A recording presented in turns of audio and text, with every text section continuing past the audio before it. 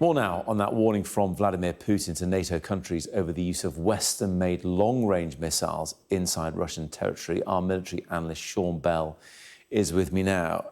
And Sean, President Putin's warned against escalation before, and then nothing particular has happened. Should we take this one a bit more seriously, though?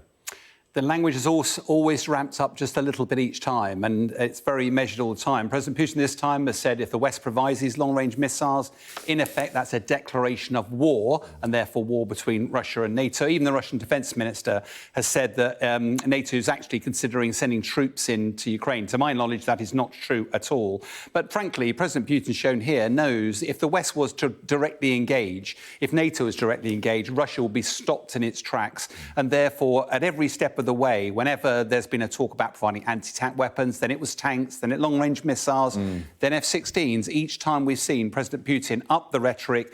The irony of this particular moment, though, shouldn't be lost on anybody, that it was only a few days ago that Russia took delivery of 200 Iranian missiles that are deliberately to target targets all the way across Ukraine.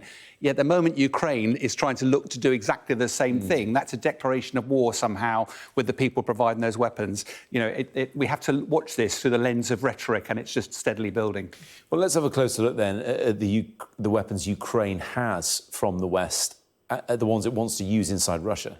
Yeah, there's a lot of conversation about these sort of long-range weapons. It is worth saying, what do we mean by long-range? Because is it just that they can go inside Russian territory? Well, a bullet can do that, so can artillery. What we're really talking about is weapons that can go beyond the front line of fighting and target airfields, fuel dumps, weapons set back. And here's the sort of weapons that we're talking about. Cross with you, ATACMS, Army Tactical Missile System, range about 200 miles. Storm Shadow's talked a lot about in this country because we've provided the Storm Shadow here, about 155 miles. It's known by different names depending on which country it comes from. And, of course, most recently, the Gaza missile shown here has to be air-launched out to 230 miles. One caveat I would say is in the West, we don't actually declare the full range of these missiles, so they're probably larger than this range. And I know that even in the public sources, the modern generation of JASSM, there is talk about it going out to 1,000 kilometres. With Moscow 500 kilometres away, that means this sort of weapon will be in range for Moscow. But all of these are subsonic missiles, really. If you now look at what the Iranian missiles that are being provided by to Russia, here's a good example, the Fatah 360.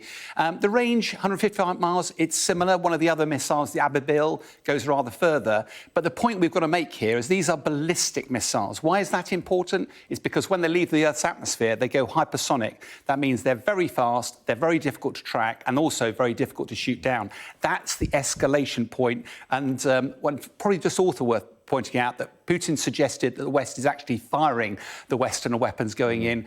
The West is providing intelligence, the West is providing training, but to my knowledge, those weapons are in the hands of the Ukrainians, up to them to use how they see fit. But we've talked about this kind of weaponry before. I mean, that in itself is nothing new. So why has the rhetoric been ramped up now? And that, for me, is the key question. Why is it at the moment? And I think part of that, from a military perspective, this war is entering a critical phase. President Putin's special military operation, secure the Donbass, the land bridge and Crimea down there. Here's the one area of the Donbass that he hasn't yet got. He's pushing hard towards Pokrovsk, taking huge casualties, but it seems that at all cost he's trying to get there before the winter freezes down, which is about 10 weeks' time. If he can do that, he'll probably pause, he'll probably consolidate, and the potential for him to be ready to negotiate. The timing of that is about the time of the US presidential elections.